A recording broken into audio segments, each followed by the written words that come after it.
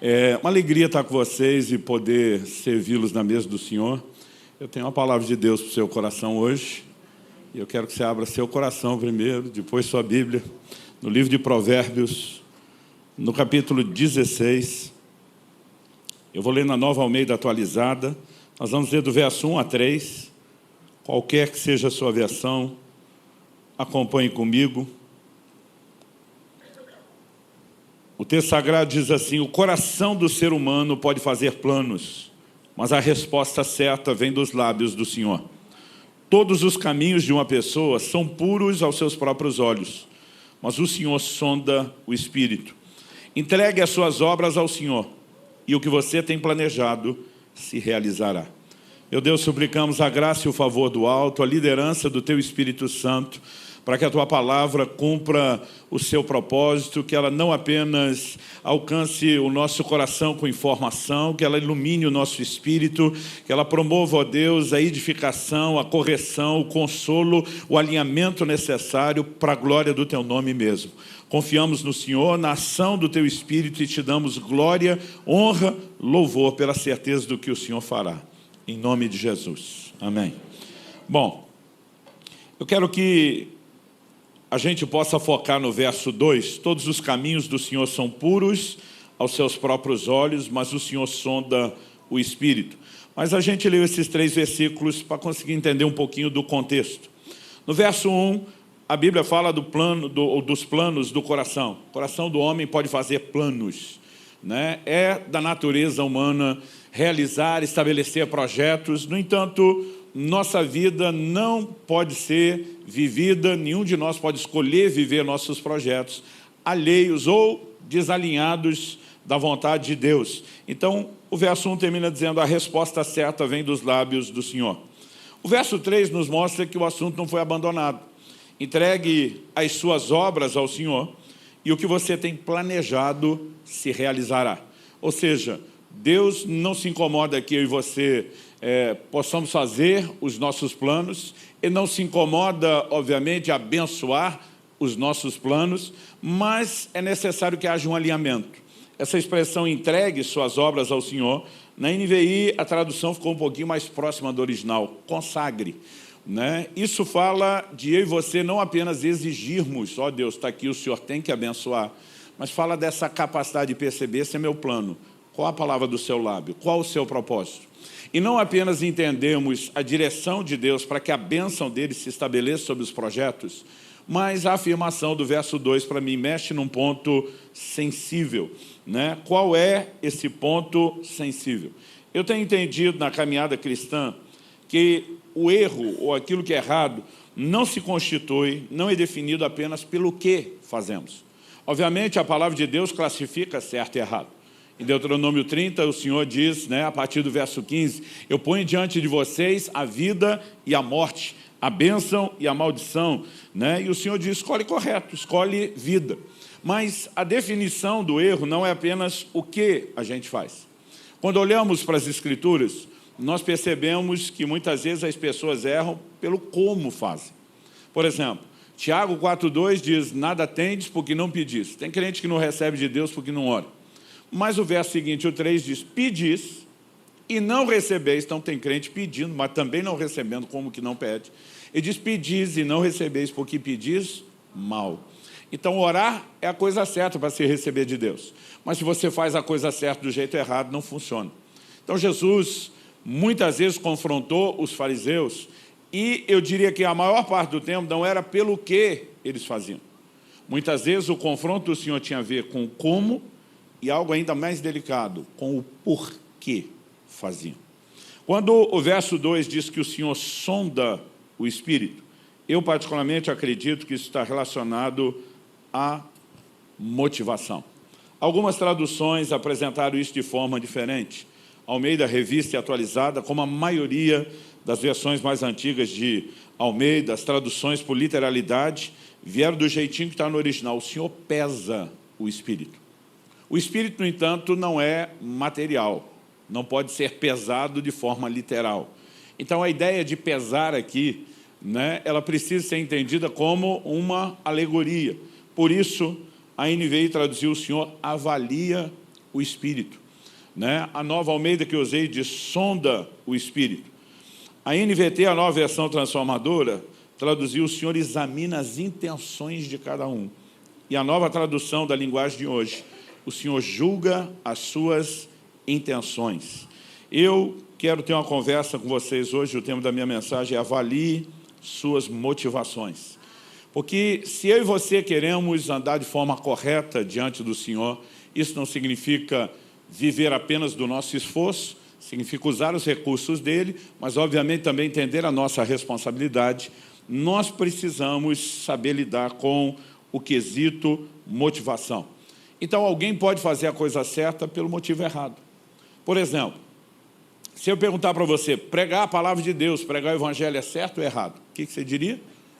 Todo mundo que ama, teme ao Senhor, quer ver o evangelho ser pregado, acredito que imediatamente vai responder: é a coisa certa, não tem nada de errado nisso. Mas olha o que Paulo diz em Filipenses, no capítulo 1, de 14 a 17. E diz: e os irmãos, em sua maioria, estimulados no Senhor por minhas algemas, ousam falar a palavra com mais coragem. Aqui é positivo. Ele diz: é verdade, e agora ele vai admitir algo negativo, que alguns proclamam Cristo por inveja e rivalidade. Ou seja, proclamar Cristo é certo, mas fazer por um motivo errado bagunça todas as coisas. Ele diz: é verdade que alguns proclamam Cristo por inveja e rivalidade, mas outros o fazem de boa vontade. Estes, os de boa vontade, estes o fazem por amor, sabendo que estou incumbido da defesa do Evangelho. Aqueles, o time da inveja e rivalidade, aqueles, porém, pregam a Cristo por interesse pessoal, não de forma sincera, pensando que assim podem aumentar meu sofrimento na prisão. Ou seja, a Bíblia mostra que alguém pode fazer algo tão nobre e louvável como pregar o Evangelho com motivações erradas. E é por isso que a análise de certo e errado não cabe apenas ao homem. Às vezes nós vamos avaliar e a perspectiva pelo lado externo, pelo lado de fora, é: está tudo certo. Mas a pergunta é: qual é a motivação? E a motivação é algo que só Deus pode pesar e avaliar o coração. Eu lembro de algo que começou a chamar a minha atenção para esse assunto. Há 18 anos atrás, começamos a nossa igreja em Curitiba, e eu já estava envolvido em um ministério que também era itinerante. Então, eu passei, por exemplo, só antes da pandemia, 17 anos, em média, viajando toda quinta, sexta e sábado para servir o corpo de Cristo, e a maioria dos domingos à quarta-feira eu permanecia, né, servindo a igreja em casa, na cidade. Era um ritmo assim bastante intenso. Normalmente eu ainda ficava um domingo por mês fora, dá para aumentar isso na lista. Eu lembro que no início da igreja, acredito que a gente tinha ou perto de um ano, ou recém-completado um ano, eu comecei a fazer uma oração a Deus. E a minha oração era: Senhor, me deixa ficar um ano sem viajar. E um dia eu estava ali orando por isso, e o Espírito Santo falou: por que você quer ficar um ano sem viajar? Eu falei: para cuidar das suas ovelhas. A igreja está começando, eu deveria dar um pouco mais de atenção. E o Espírito Santo me perguntou: e os lugares onde eu tenho te levado também não são minhas ovelhas? Eu falei: ok, são todas as suas ovelhas, então eu quero cuidar das minhas ovelhas. Porque as suas ovelhas o Senhor confiou um pouco para mim, um tanto para o outro, um tanto. Então, daquelas que o Senhor me confiou, que eu creio que é minha maior responsabilidade, eu quero cuidar melhor delas. Nessa hora o Espírito Santo falou: você realmente está preocupado em cuidar só das ovelhas que eu te confiei? Ou você quer provar para fulano e beltrano? Eram dois pastores amigos da cidade, muito bem sucedidos. Ou você quer provar para fulano e beltrano que você é tão bom quanto eles? E a hora que ele falou isso, de alguma forma caiu uma máscara, alguma coisa que me impedia de enxergar, e eu percebi que inconscientemente eu já estava preocupado em mostrar serviço, né? Havia motivações corretas, mas havia motivações erradas se misturando no meu coração. Aquilo foi um choque tão grande, e eu comecei a me perguntar: quantas dessas a gente não faz ao longo do caminho? Mascarando motivações erradas com motivos corretos, achando, né, que com isso a gente convence a gente, os outros. A gente pode fazer isso com qualquer um, mas não com Deus. Então, o ponto que eu quero explorar com você é uma conversa honesta para ver o que a Bíblia fala sobre o assunto. A Bíblia fala muito sobre o assunto. Aliás, é impossível aqui a gente tentar esgotar o assunto numa pregação. Mas eu queria construir o que nós vamos falar juntos com 3 questionamentos. O primeiro deles, eu gosto muito de fazer perguntas quando estou lendo, estudando a Bíblia. O primeiro deles, o que está no coração? O segundo questionamento, o que influencia o coração? Para só então a gente terminar com o terceiro questionamento mais prático, como avaliar o coração?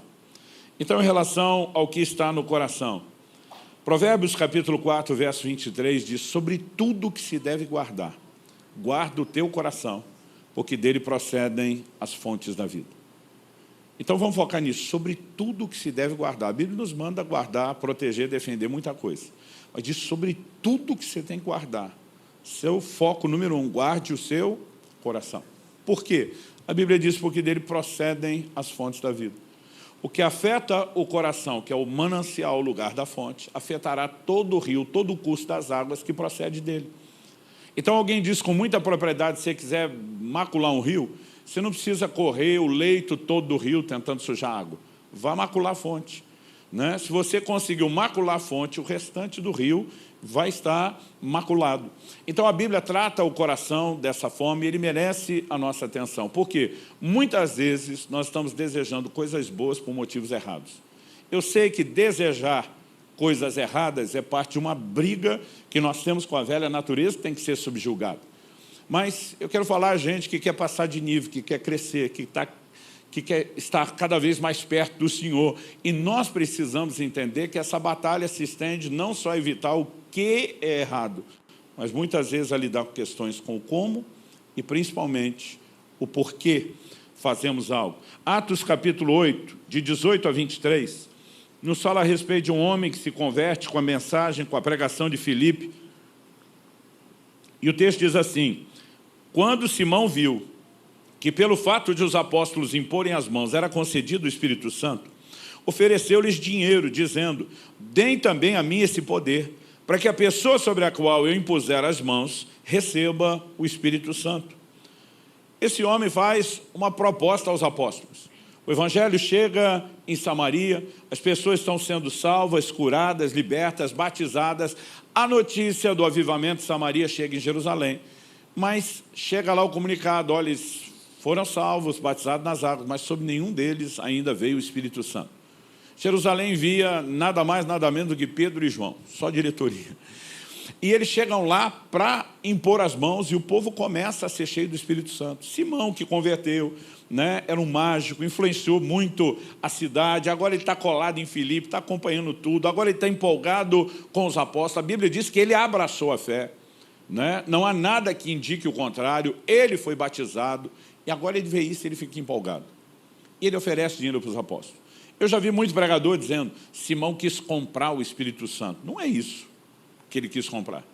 E diz: me deem também esse poder para que aqueles sobre quem eu impor as mãos possa receber o Espírito Santo. O que ele está dizendo? Eu quero ter um ministério como o de vocês. Eu quero fluir como vocês. Eu quero abençoar pessoas como vocês estão abençoando. Impor as mãos sobre outros para que sejam cheios do Espírito Santo em si mesmo é errado? Não é uma pegadinha, gente. É errado? Não. Agora, olha o que Pedro responde para ele. Mas Pedro respondeu: que o seu dinheiro seja destruído junto com você. Eu gosto de uma versão mais contundente, são as antigas. Vá tua prata contigo a perdição.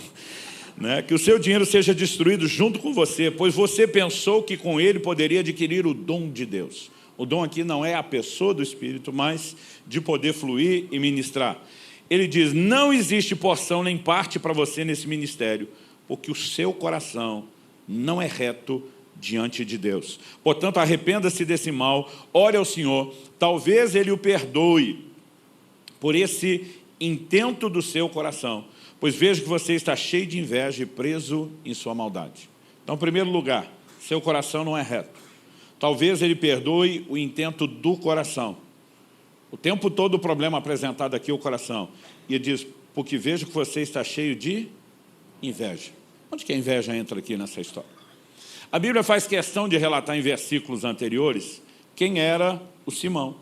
Aliás, quando você pega Atos capítulo 8, né, me parece que a Bíblia fala mais sobre Simão do que Filipe, do que Samaria, do que os apóstolos, do que qualquer outra coisa. Dos versos 9 a 13, eu li agora Atos 8, de 18 a 23. Nos versículos 9 a 13 de Atos 8, a Bíblia diz assim: havia naquela cidade um homem chamado Simão, que praticava artes mágicas, deixava o povo de Samaria admirado, dizia ser alguém muito importante, e todos lhe davam ouvidos, do menor ao maior, dizendo: esse homem é o poder de Deus, chamado grande poder. Davam atenção a ele porque durante muito tempo, esse muito tempo também é importante, durante muito tempo os havia impressionado com as suas artes mágicas. Quando, porém, deram crédito a Filipe, que os evangelizava a respeito do reino de Deus e do nome de Jesus Cristo, iam sendo batizados tanto homens como mulheres. O próprio Simão abraçou a fé, tendo sido batizado, acompanhava Filipe de perto, observando extasiado os sinais e grandes milagres praticados. A questão é, antes de converter, quem era Simão? Simão era o cara. Ele vivia debaixo dos holofotes. Toda a atenção estava em cima dele. Agora Filipe chega pregando o evangelho, expulsando demônios, curando paralíticos. O reino de Deus está chacoalhando aquela cidade. Ele mesmo se dobra e se rende. Mas Filipe está debaixo dos holofotes. Daqui a pouco chegam Pedro e João e roubam a cena toda. E agora eles estão debaixo dos holofotes. E esse cara diz: eu quero ser como um de vocês. O que ele está desejando não era errado.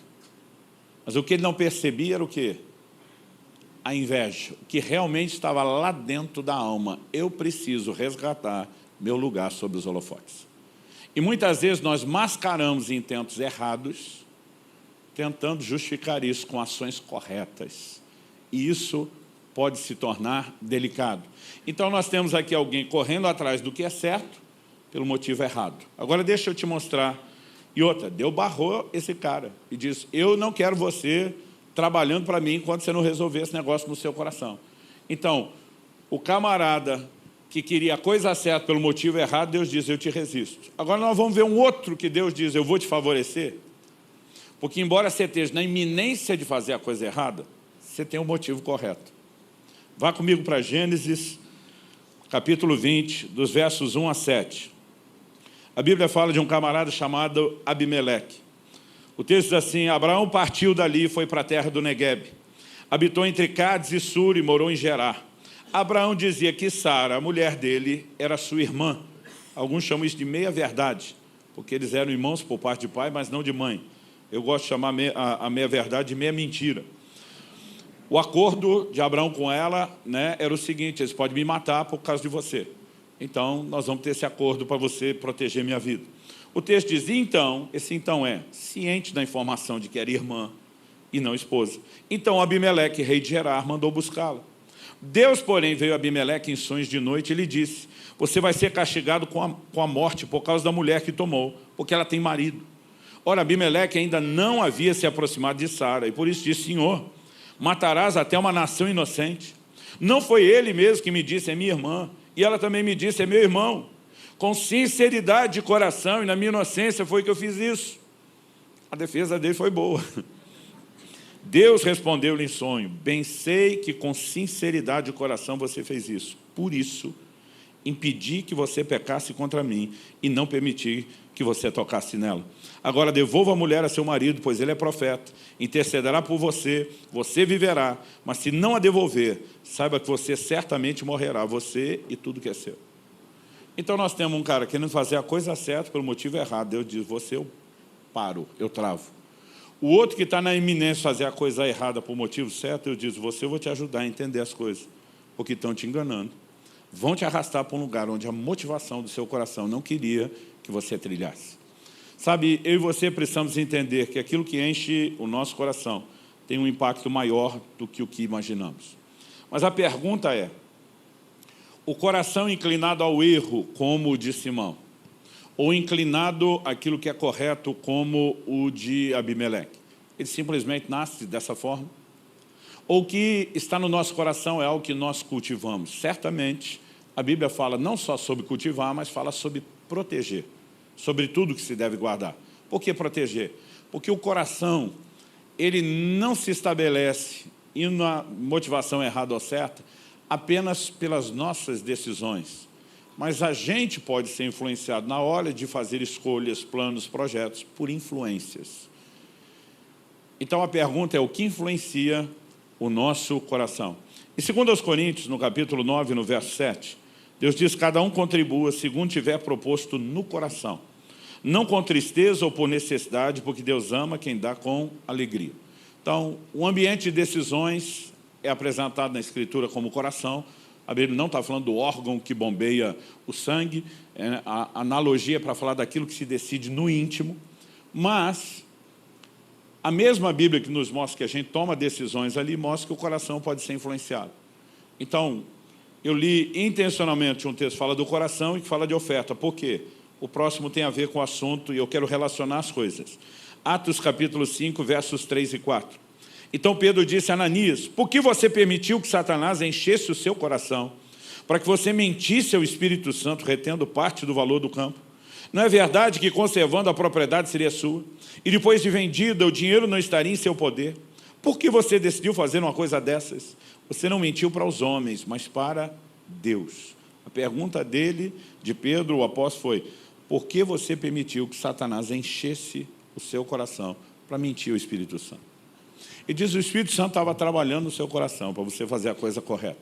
Então você pode ter uma influência positiva, mas você permitiu que Satanás enchesse seu coração. Você pode ter uma influência negativa. O reino da luz e o reino das trevas tentarão influenciar o coração. Por quê? Porque ali é um lugar estratégico, as fontes da vida.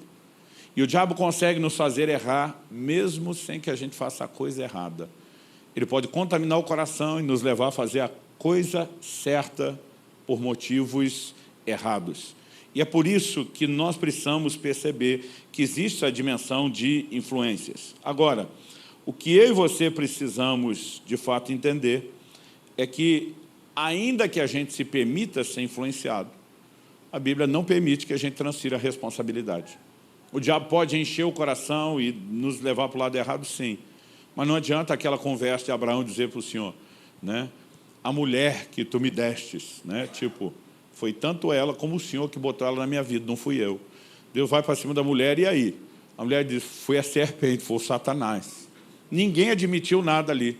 Quem foi mais nobre de caráter na história foi o diabo, que não jogou ninguém, assumiu a conta. Então, a Bíblia não permite que a gente responsabilize outros. Se a gente se permitir ser influenciado, a responsabilidade ainda será nossa. E eu e você precisamos entender, na hora de avaliar motivações, que cada um dos lados vai influenciar com aquilo que é, com aquilo que tem. Filipenses 2,5 diz: tenham em vós o mesmo sentimento, outra tradução diz o mesmo modo de pensar que houve também em Cristo Jesus. Eu aprendi a me questionar desde a adolescência: o que Jesus faria numa situação como essa? Com o tempo aprendi a questionar como ele faria, e não só o quê. E muitas vezes comecei a me perguntar por que ele faria, né? Porque a gente pode diferir nessas coisas. Por outro lado, o reino das trevas vai tentar influenciar também com aquilo que tem, Satanás vai tentar influenciar com aquilo que é.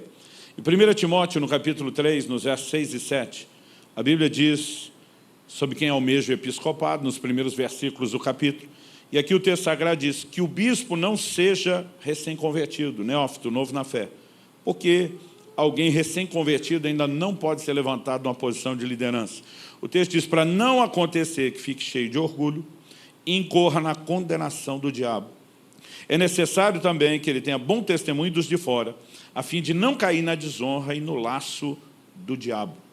Né? O que significa a condenação do diabo? A Bíblia diz que o motivo da sua queda e dele ter sido expulso foi o orgulho. Né? Isso Paulo, obviamente, está fazendo uma leitura de Isaías 14, Ezequiel 28, né? Que são textos que, obviamente, apontam para essa história e mostra ele dizendo: eu subirei acima das estrelas do céu, serei semelhante ao Altíssimo. Então, cada um influencia com aquilo que tem. Jesus diz: aprendei de mim, que sou manso e humilde de coração. Satanás caiu com o orgulho e ele quer arrastar a gente, né, nesse mesmo lugar, e nós precisamos sempre estar atentos. Agora, isso não significa que, porque o coração pode ser influenciado, que as influências sejam irresistíveis. Mesmo a intervenção divina.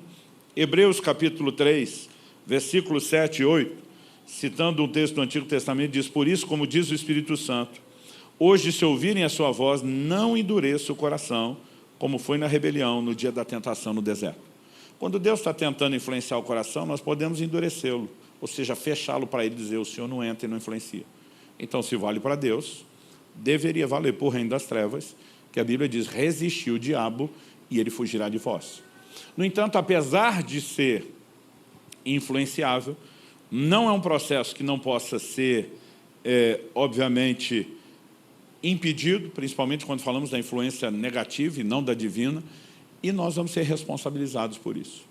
Mas a gente precisa parar para pensar que muitas decisões são tomadas, às vezes, por razões que nem nós percebemos com clareza. Em Daniel, no capítulo 2, por exemplo, você vê Nabucodonosor tendo um sonho, nós podemos chamar mais do que um sonho, foi uma visão de Deus, uma visão profética. Ele vê uma estátua composta de 4 metais diferentes. A Bíblia diz, a cabeça era de ouro, o peito e os braços eram de prata, o ventre de bronze e as pernas e os pés eram de ferro. Na hora de interpretar a visão, Daniel diz para ele, você é a cabeça de ouro. Mas ele diz, depois de ti virá um reino inferior ao seu, que significa que mudança de metal era mudança de reino. O que essa estátua representava? Os impérios mundiais. Nunca na história da humanidade houve alguém que dominasse o mundo dos seus dias. A Babilônia foi o primeiro império de proporções mundiais. E agora a conversa está sendo dirigida ao camarada que governa o mundo dos seus dias. E de você é a cabeça da estátua, mas você vai ser trocado. Depois de você vem um reino inferior ao seu. O próprio livro de Daniel nos mostra, o que a história também registra, né, que o governo mundial de Babilônia foi sucedido pelos medo-persas. O livro de Daniel já profetizava que viria a Grécia. E nós sabemos pela história que Alexandre o Grande dominou o mundo, sucedendo os medo-persas, que por sua vez sucederam Babilônia. Mas haveria um 4º império mundial, que nós sabemos foi o Império Romano. O que a visão dizia? Que uma pedra era cortada sem auxílio de mãos, ou seja, intervenção divina, não humana. E a pedra atingia a estátua onde? Nos pés. Ou seja, o que Deus iria fazer não era no tempo do governo de Babilônia, nem dos medo-persas, nem da Grécia. O que Deus ia fazer ia acontecer nos dias do 4º Império, o dia ou tempo do Império Romano.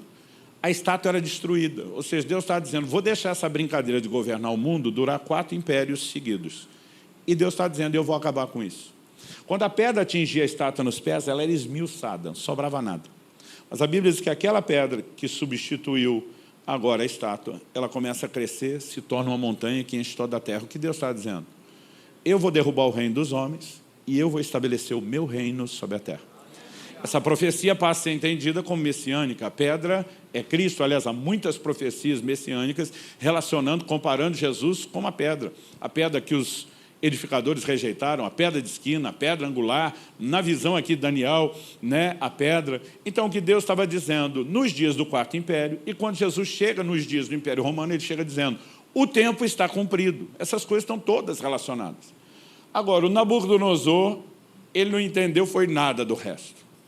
A cabeça dele deve ter parado no, depois de você, vem um reino inferior ao seu. O duro não era perder para o outro, é perder para um outro inferior.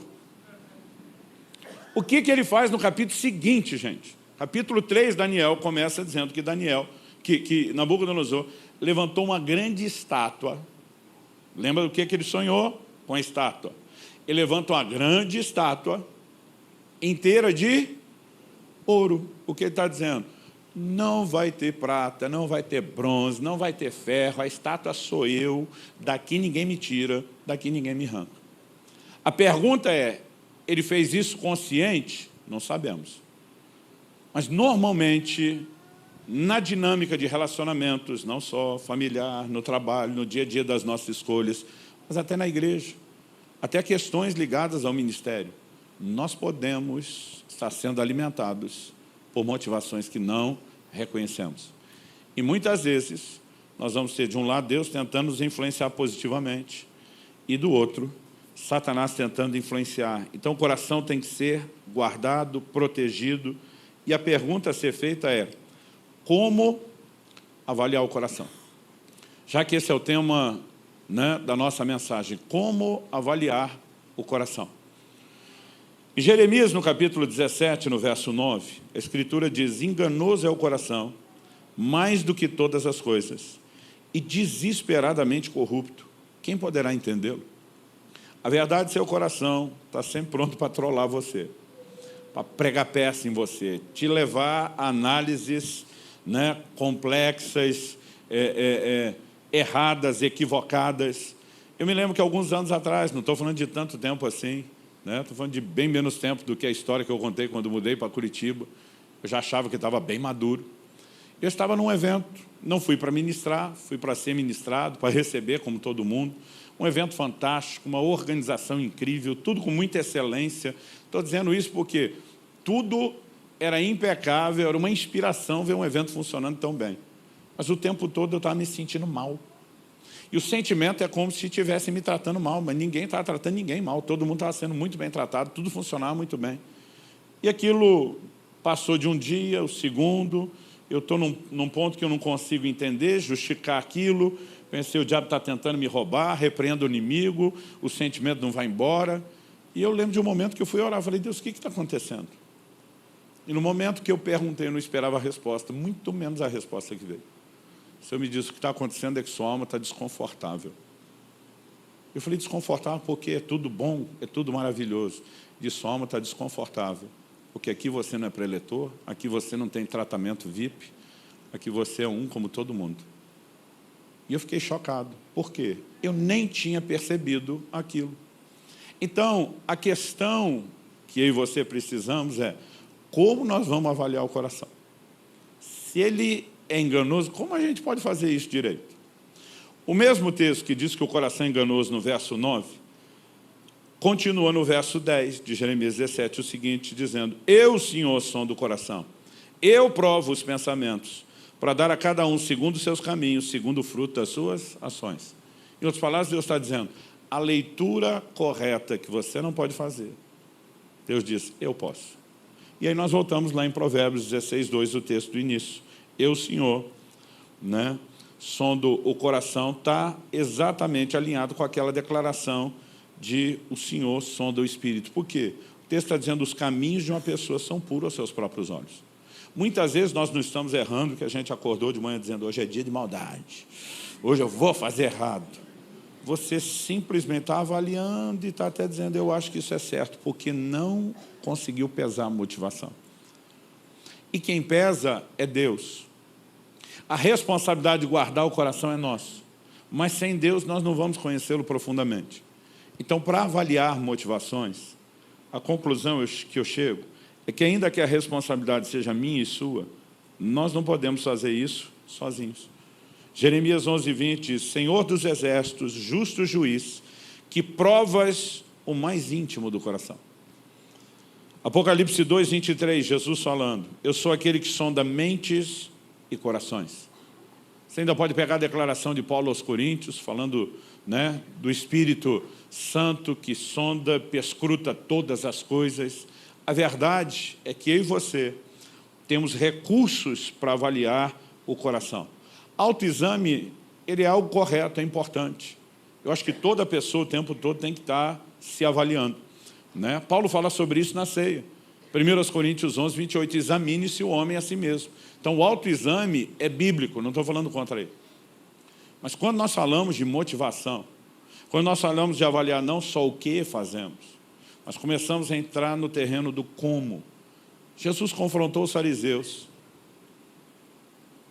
nos assuntos relacionados à esmola, oração e jejum. Da esmola errado? Claro que não. Orar, menos ainda. Jejum, também não. Mas o problema não era o que eles faziam, era o porquê. Jesus disse, vocês estão fazendo essas coisas só para ser vistos pelos homens. Ou seja, isso aqui não é uma prática de piedade. É algo que vocês encontraram para, no nicho, no meio de vocês, se promoverem e buscarem reconhecimento. Então, o autoexame ele é muito mais eficaz na hora de avaliar o quê? Porque nós já temos padrões. Mas quando começamos a entrar no terreno do como e do porquê, melhor do que só o autoexame é adicionar, não excluir aquele, mas adicionar o que eu gosto de chamar do exame do alto. Eu gosto desse trocadilho. Que é o exame do alto. Salmo 139, nos versos 23 e 24, diz, sonda-me, ó Deus, e conhece o meu coração. Prova-me e conhece os meus pensamentos. Vê se há em mim algum caminho mau e guia-me pelo caminho eterno. Por que ele está orando? Porque os caminhos do homem parecem puros aos seus próprios olhos. Está dizendo, eu preciso da sua checagem. Eu preciso da sua conferência. Então, eu concluo chamando a sua atenção que saber não apenas o que fazemos conta, mas também o como e por que fazemos. Conta diante de Deus, conta diante do reino espiritual, conta no sentido de consequências naquilo que fazemos. Então, avaliar, ou, de acordo com o que eu falei agora no fim, se permitir ser avaliado acerca da agenda oculta do coração, é algo importante. E eu e você precisamos cultivar um nível de relacionamento onde a gente aprenda a tirar tempo com Deus, desenvolver sensibilidade ao Espírito Santo, né? Para que muitas dessas coisas possam ser simplesmente trazidas à tona. Eu gosto ainda assim de, sem jogar fora o exame do auto, combinar isso sempre com o autoexame. O tempo todo eu fico me fazendo perguntas. Se eu faço bem, por que eu estou querendo fazer isso? Se não faço também, por que eu estou decidindo isso? Estava com a reunião com um grupo de pastores e lancei um desafio para eles, dizendo, gente, será que nós podemos nos unir, meter a mão no bolso e abençoar fulano? Um deles respondeu, eu abençoo qualquer um, menos ele. A hora que falou aquilo, já levantou a bandeira vermelha. Eu falei, por que menos ele? Né? E, obviamente, o que ele estava transbordando, sem perceber, porque Jesus disse que a boca fala do que está cheio o coração. Era algo que tinha que ser resolvido lá dentro. Então, muitas vezes, a gente não consegue avaliar. Mas há momentos onde pessoas, à nossa volta, vão dizer, ei, tem algo errado. E o camarada não precisa ser profeta, você está transbordando o que está errado. Mas há momentos onde nem eu, nem a pessoa que está próxima me ouvindo podem perceber. Mas o Deus que pesa, que avalia os espíritos, Ele quer trazer isso à tona. Então, eu e você precisamos entender que há algumas ferramentas que Ele tem para trazer isso à tona. A primeira delas, eu quero destacar como sendo aqui, né, a palavra de Deus. Em Hebreus, no capítulo 4, no verso 12, nós temos uma declaração importante que a Escritura faz sobre si mesma. O texto diz, porque a palavra de Deus é viva e eficaz, mais cortante do que qualquer espada de 2 gumes, e penetra até o ponto de dividir alma e espírito, juntas e medulas, e é apta para julgar os pensamentos e propósitos do coração. O que a Bíblia está dizendo? Mais afiada que espada de 2 gumes. Isso não é parte do nosso contexto como era do deles. A maior parte das ferramentas deles tinha um gume só. Machado, o gume é o corte. Um corte só. A foice para a colheita, um corte de um lado só. Né? A faca ou o cutelo que se usava para preparar comida, de um lado só. Mas a espada para a batalha, corte dos 2 lados. Porque isso tanto facilitava o manejamento, como na hora da execução de alguém, ela se tornava bem penetrante. E a Bíblia está comparando isso. Mas diz que ela penetra não só a ponto de dividir alma e espírito, são coisas distintas, ficam bem juntas, e às vezes é difícil discernir. E de juntas e medulas, coisas distintas, mas ficam bem juntas. E o texto diz, apta para discernir ou julgar os pensamentos e propósitos do coração. O verso 3 diz, não há criatura que não seja manifesta na sua presença. Pelo contrário, todas as coisas são descobertas e expostas aos olhos daquele a quem temos de prestar contas. Tiago, capítulo 1, fala da palavra como um espelho. Muitas vezes, no tempo de leitura bíblica, e a gente não lê só para ter informação, a gente não lê só para conhecer o credo e a doutrina, nesse momento de meditação, eu tenho percebido como Deus traz à tona coisas que estão no meu coração e precisam ser resolvidas num nível bem mais íntimo. Mas, além de perceber o quanto Deus trabalha, né, por meio da sua palavra, trazendo essas coisas à tona, eu tenho também reconhecido a importância de que a gente cultive uma vida de sensibilidade ao Espírito Santo. Eu citei outros exemplos onde eu não estava lendo a Bíblia, mas no momento onde estava orando, o Espírito Santo diz aí, o que está dentro de você é isso. E às vezes a gente fica até chocado. Mas se você combina o autoexame com o exame do alto, a gente, com a ajuda de Deus, consegue entrar nesse lugar de Provérbios 16, 2. O Senhor sonda o espírito, ainda que os caminhos de uma pessoa pareçam puros aos seus olhos. a consequência de se a gente vive esse processo. Eu faço planos, a resposta certa vem do Senhor, não quero estar desalinhado a Ele. Eu estou olhando, parece certo, mas é Deus que precisa avaliar meu coração. Então, se eu entrego minhas obras ao Senhor e os motivos dela, e consigo me alinhar, o resultado, a bênção de Deus vai se manifestar. Aquilo que você tem planejado se realizará.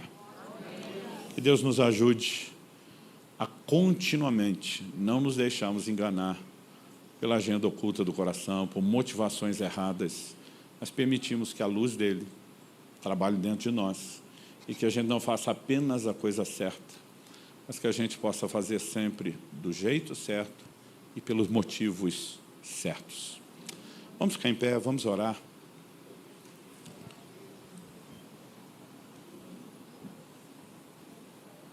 Espírito Santo, nós oramos que a Tua palavra trabalhe em nós e produza resultados não só aqui e agora.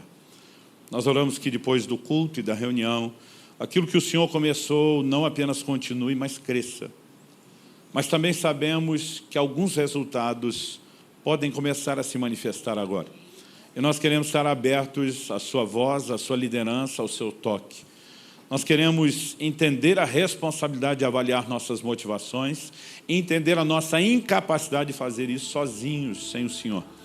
E nós pedimos graça e favor. Sabemos que o Senhor promove um entendimento como esse, não porque quer nos colocar debaixo de culpa ou condenação, mas justamente porque quer permitir que a gente não erre. E em questões onde erramos, o Senhor quer permitir que possa haver o devido conserto e nós somos gratos pelo seu amor, pela sua bondade, pela sua misericórdia. Eu oro que a palavra comunicada gere fé. Eu oro que haja correspondência. Eu oro que, de fato, o Senhor possa trazer à tona o que está dentro de nós e que nós possamos corresponder com o Senhor nesse processo. Eu oro por um despertamento para que possamos entender que o coração, que é a fonte da vida, precisa ser guardado, precisa ser policiado, não das influências do céu, mas das influências malignas. E nós oramos que o Senhor nos dê uma capacidade de discernimento e que a disposição e a decisão do nosso íntimo seja de andar alinhados com o Senhor na questão do coração. Nós oramos em nome de Jesus. Em nome de Jesus. E para a glória de Deus. Amém.